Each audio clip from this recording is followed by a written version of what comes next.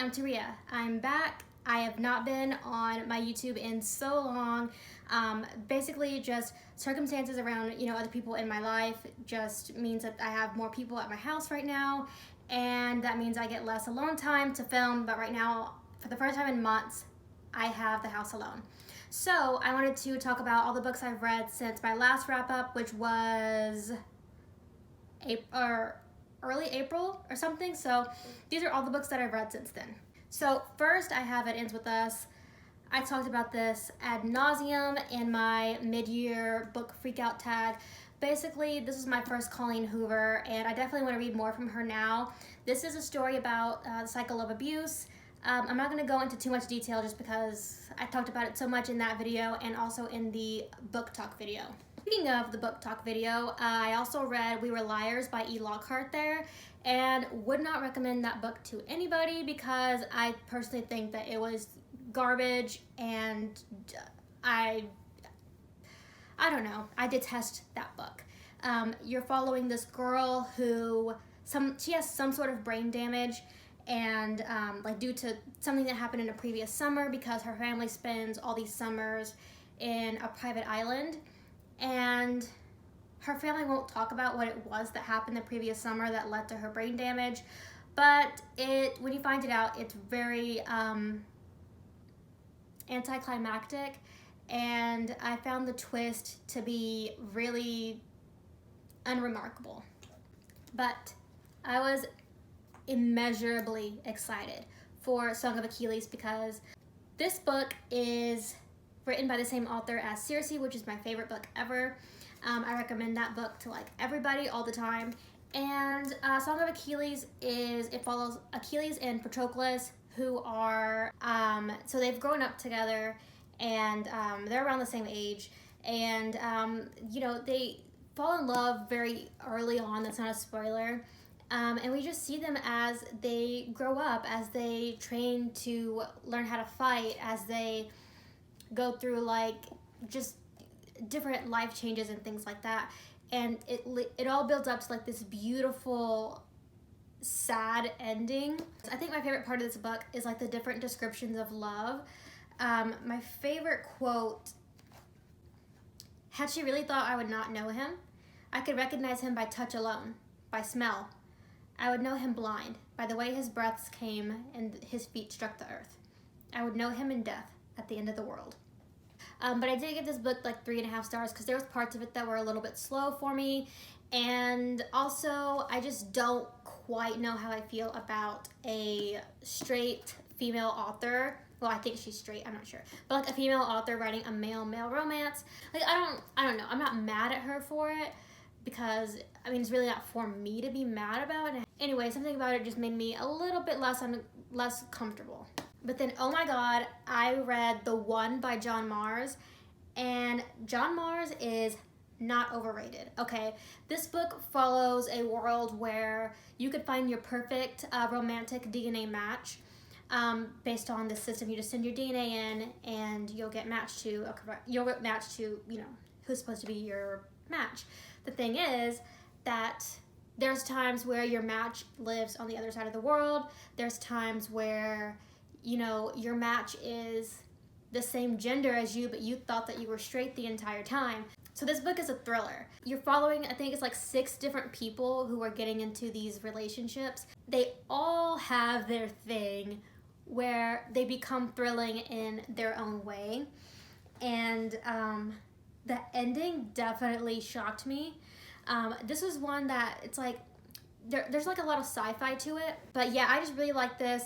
And it's always a plus for me when there's a male author who writes in a way where it's not so obvious that it's written by a man. But yeah, I gave this 5 stars. Amazing, and I want to read so much more by John Mars. I read The Survivors by Jane Harper. I'd had this on my physical TBR for over a year. I got it in Book of the Month, January last year, something like that. And this book was so forgettable to me. I saw someone on Goodreads describe it as a slow burn thriller, and I would say that's the case, but it just never really picked up at any point for me, or the reveal to be very predictable. I mean, I was enjoying it for what it's worth for a while, and then I was like realizing, okay, nothing has really happened and I'm bored. This takes place in Australia. It's about this boy who comes back to live in his like small hometown, and immediately on the first day he's there, somebody gets murdered, but then there's also like this thing that's like hanging over everybody's head, which is that there was like a disappearance and his brother died like 10 years ago or something like that. And just nothing about this book pulled me in while I was reading it. I read Then She Was Gone, and sadly I kind of feel the same way. This was very slow, not a lot was happening. So basically this young girl had gone missing, and you're following really through the eyes of her mother mostly, as her mom tries to move on, like I want to say like a decade later, and her mom ends up dating this guy, and this guy has a family, and the daughter looks a lot like her daughter, and the daughter is just like really weird. And then we get some flashback chapters following other characters like in the past. And what ends up happening is a good job with like it being shocking. It just was, I guess it was done in a way where it didn't feel like a thriller to me. Like it felt dark, but it didn't feel thrilling. But it is definitely a really sad book. I gave it 3 stars, but kind of forgettable for me, kind of disappointing. On another note, I read Below Zero by Ali Hazelwood. This is the 3rd book in the I think they call it the STEMinist series. It's like 3 girls who are in STEM fields and like, you know, them falling in love. And this one is about a girl who, she starts working for NASA, and she goes to like, I don't know, Finland or Norway or somewhere really cold. And then she gets trapped, and the guy's coming to save her, but like in the past, they kind of sort of had a little bit of a thing, and then now she's mad at him, and it's kind of like a one-sided, just her being upset, okay? And he's like, whatever, just like standing there, doesn't even really know what's going on. It was okay. I just really don't like characters, like the main character in this one, who are so commitment phobic, who are like, I can't do that, I won't do that, I'll never be with anybody because I just want to hook up and that's all I'm gonna do. And I can't relate to that in any sense of the word, and it takes me out of the story. So there was some cute moments in this one, but other than that, I just don't feel much for it at all. I read Insomnia by Sarah Pinborough. I initially gave this one 4.75 stars because, I don't know, something just didn't, I don't know why I gave it 4.75, but I went back like a month later and I changed it to a 5-star book because I think about this book all the time. This book is so fucking good. And I liked it from the very beginning. Like it starts off in the prologue with like an action scene, something like a car accident, I think. And then, I don't know, so this woman is, when she grew up, her mom had a lot of behavioral type problems, like mental health problems.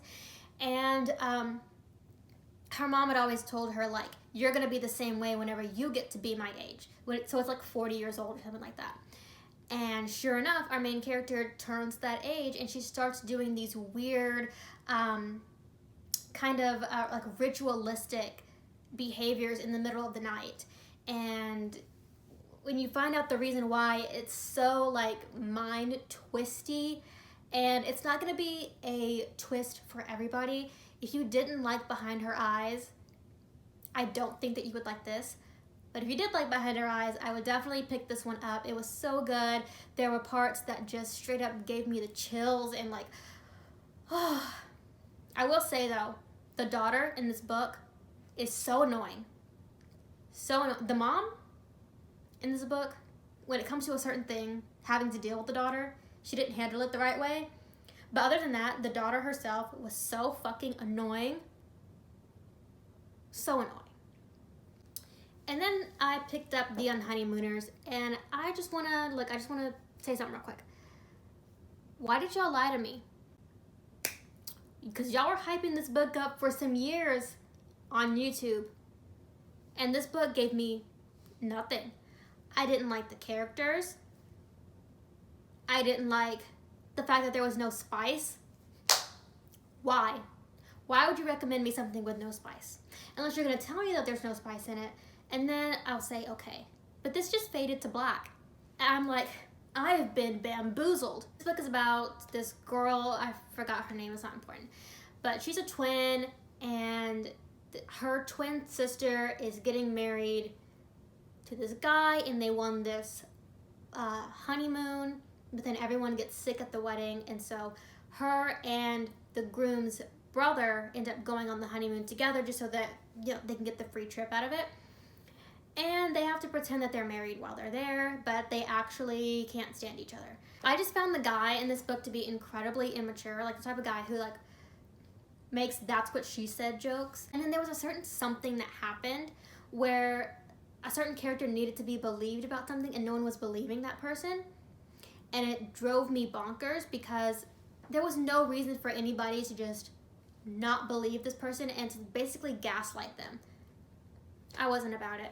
The only thing I did like about this is that it had a really nice Hawaii vibes, like kind of tropical vibes. I really liked that. But other than that, I mean, I gave it 3 stars. Pretty generous if you ask me. And I picked up A Good Girl's Guide to Murder, which I really liked. So I don't normally read any YA books, but I've only heard positive things about this one, so I decided to pick it up. I got both the ebook and the audiobook, which I highly recommend the audiobook. It's so good. Anytime there's like interviews that she's listening to, it sounds like it's really like been recorded on a tape recorder. Anytime she's making phone calls, it sounds like a real phone call. There's a full cast of characters, and it's just a great audiobook. But basically, it's about this young girl, I think her name is Pippa or something, and first of all, I really like the representation because I feel like it was done the right way. So this is written by a white author, and the main character is white, but I think her stepdad is a person of color, and then there's also other characters in the story who are people of color. And it talks here and there, just bits and pieces about privilege. This girl decides to cover a murder for her like capstone project or something, or this murder that happened in her town some years earlier that has been unsolved. Well, it's up in the air technically, but everyone in the town has decided that it was this guy, and so she decides that she's gonna go ahead and start getting involved in this. And this is a 3-part series. I only read the first book, and it was very good. I gave it 4.5 stars. Just a great book. So I would recommend this to anybody who was looking for a thriller, regardless of your age. And then I read Confessions by Kanae Minato. This one is, it's translated from Japanese to English, and it's about this teacher who, she starts off sitting in her classroom, and it's like a classroom of like 13-year-olds or something like that. And she tells them like, you guys, somebody in this room unalived my daughter. And from there, it just gets insane. And then you start getting different people's point of views. From like, I feel like a lot of the middle chapters were pretty unnecessary. They could have been condensed down into something else. The chapters in this book were really long. And then it finishes off with like a really surprising final chapter. It was somewhere in the middle though. Somewhere in the middle of the book, it just kind of gets kind of bogged down and repetitive. It's a lot of different characters who are kind of describing the same event from their perspective. But I feel like the middle chapters could have been condensed down to just 1 chapter and then that final part. But yeah, I think I gave this book 3 stars or something like that. I read A Lot Like Arios by Alexis Daria. This follows 2 people who grew up together, so like childhood friends to lovers. And one day they're like getting ready to hook up, and then that same day he's like, oh yeah, I'm gonna move across the country tomorrow. And so she's upset at him, and he moves. They don't talk for like 10 years, and then his company contacts her, unbeknownst to him, to do some graphic design work. And so he finds out that they've contacted her. Out of everybody that they could have contacted, it was her. And so he's like, oh, fine, I guess I'll deal with this. And so he goes back to New York and sees her for the first time. And it's like forced proximity. And I don't know, it was so cute. But a lot of the way that they dealt with the conflict was forced and immature. So I ended up giving this one 3 stars, but I liked the characters. They're both bi. It was funny. I feel like Alexis Daria is really good with that passionate, but making passionate characters. I read Kai K. This was one of my most anticipated books of the year. I also read this one for the Asian Readathon, this one and Confessions. It's like a mythological retelling of Kai K, who gets married off when she's like 16 or something, and it follows her life in like this new kingdom. So Kai K from the very beginning is independent. She is headstrong. She's a strong female character, but she's kind of put into the position where she has to get married off at an early age for, political reasons and things.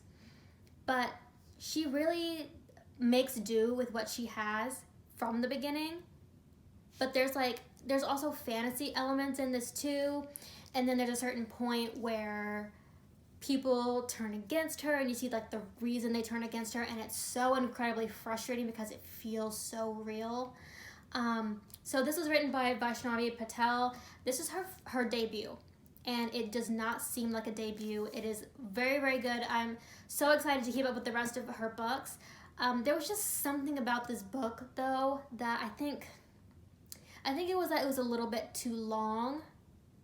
It kind of got bogged down before anything really happened.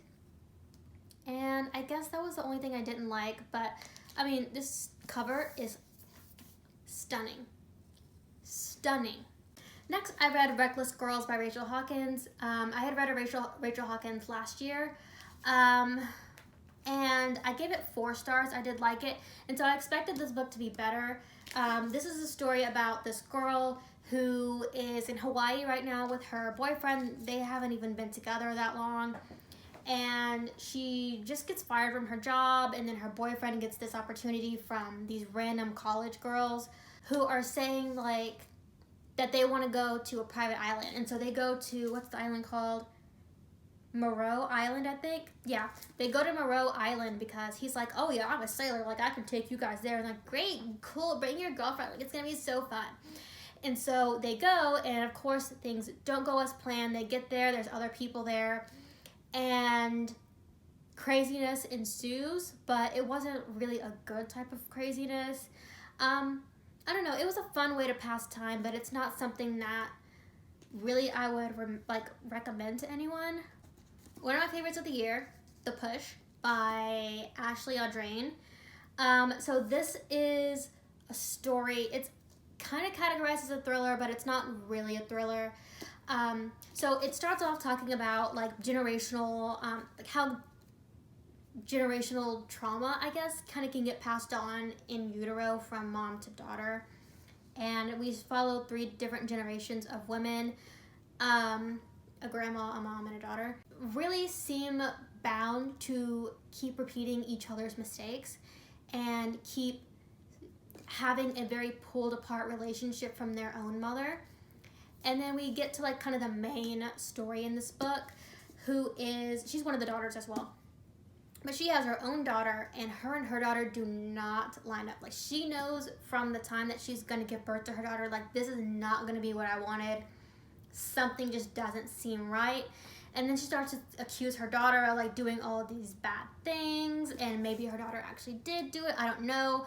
The husband is not very supportive, and so you feel like you're following this very unreliable narrator. It's not for everybody. There's definitely some parts in here where the writing was a little not my favorite, because this narrator is walking in this museum, and she sees an exhibit about kids, child murderers, And she says, wow, they were so tiny to be murderers. Their genitals must have been so small. And I'm like, that's weird. And then I got my first arc. So thank you so much, Lila. The author, she sent this to me herself. And this is a short story collection. It's kind of like more middle grade. And some of them are kind of like fantasy, and some of them don't have fantasy elements. And yeah, it's a nice little middle grade book for you guys to pick up if you were interested in one. My favorite one is called The Origami Wall. It's about this person who has just recently lost their job, and so they start creating this origami, but then they get very consumed in it, and it just like, I don't know, something about stories like that get me because there's like a relatable quality to it. And so that one was my favorite, but then my other favorite was this one called Tilapia, which is just a really funny story. So I got through this one fairly quickly. Thank you so much, Lila. And then I read Book Lovers, People We Meet on Vacation, and Beach Read by Emily Henry. I have a reading vlog of all of those books. You know, I do have an entire vlog if you guys did care a little bit more about my opinions, but I did like all three of them. And then I read The Summerwise by Beatrice Williams. This had been on my TBR for years. I picked it up at Half Price Books like 2 years ago, and I hadn't gotten to it yet. And I was like, you know what? It's summer. I gotta push through. And this follows this girl who, her mom has recently gotten married off to this dude, moves into this life that's like more luxurious, but then we also get a present day point of view, and that same girl is now an actress, but things have definitely changed. She's gone back to this island, and it's her first time going back in like 16 years, something crazy like that. And I don't know, it's a good story.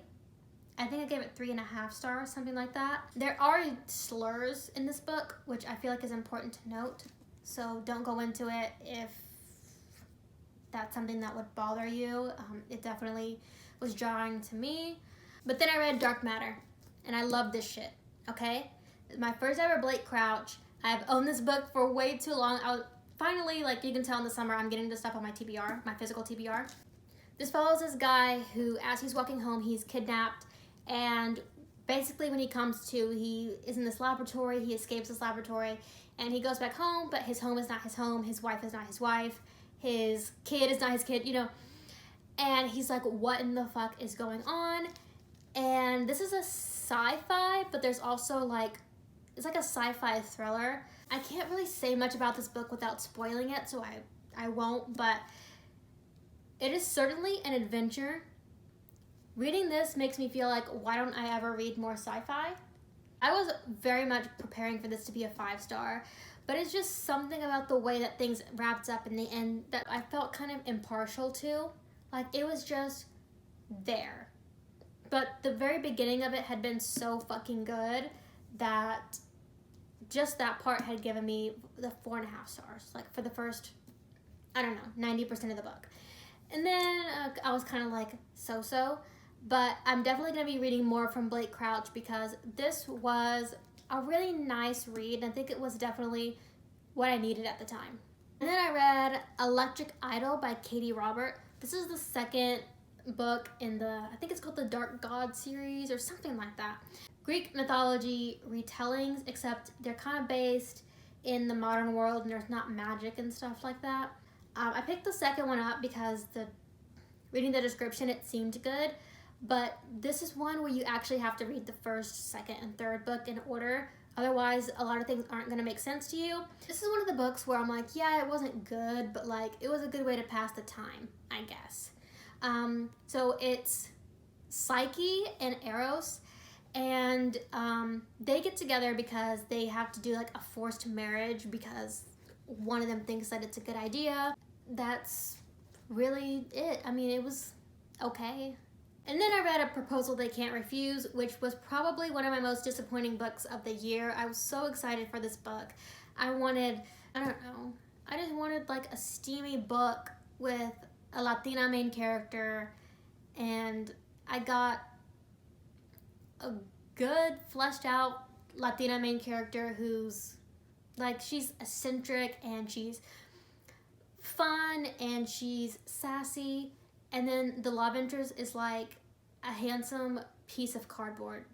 He's just there, and they're supposed to be like formerly childhood friends, but it doesn't do a very good job, in my opinion, of really building up that tension or that rapport with each other where it feels believable that they were once very close in their childhood. But anyway, the premise is that their grandfathers say that they have to get married. Their grandfathers are like best friends. Their grandfathers say that they have to be married in order for them to like inherit each of their family businesses. The vibes weren't there, and it fades to black. So I feel like it was advertised as like it was gonna be steamy. It's not. And then a book that made me straight up upset was Every Summer After, because I will tell you. So I'm starting this book out and I get to like the first 30%, and I'm like, everything so far has been so boring and drawn out, and I'm just not enjoying this book. So I put it down and I said, you know what, I'm gonna pick up the audiobook. So I requested it, waited for it to come to my library, and finally it did. And then as soon as I start the audiobook, I'm actually enjoying the story. So from like 30% to about 85%, I'm like, yo, this is so good. Like, I love this. And then the reveal came. And I can't get on board with that reveal. Sorry, that's something that's just, for everybody involved, specifically, for the two people involved, fuck both of them. How did they move on from this? Why would you do that? You could have written anything into the story, Miss Carly Fortune, but you wrote that? But why would you write that? Finally, the last book that I'm going to talk about in this video is The Vanishing Half. I've been meaning to read this for so long. This is one of Noelle Gallagher's favorite books that she's talked about, and this book definitely lives up to the hype. So you're following the story of these two sisters who are in this town in Louisiana, the super small town, where everyone in this town they're black but light skinned, and these two girls can technically pass as white, and one of them decides to live the rest of her life as a white woman, and the other one doesn't, and they split and they merge. And then it follows their stories separately. It follows other people in their life separately. It talks so much about colorism and different things that black people experience and specific people experience. So it's like a generational book. It's so good. The only thing, and it's like my only complaint, is that usually with a historical fiction, you're gonna get to that final last page, those last few paragraphs, and it's gonna leave you with one final just way to like tug at your heartstrings. And this one didn't do that. So I was like building up what this final page is gonna be, and then it just ends like there. But it doesn't like grab you and like give you one final pull or one final sentence that just makes you cry or like puts everything in perspective or anything like that. So that was my only thing that I complain about with this book. So I give it 4.75 stars, which concludes everything that I read from April to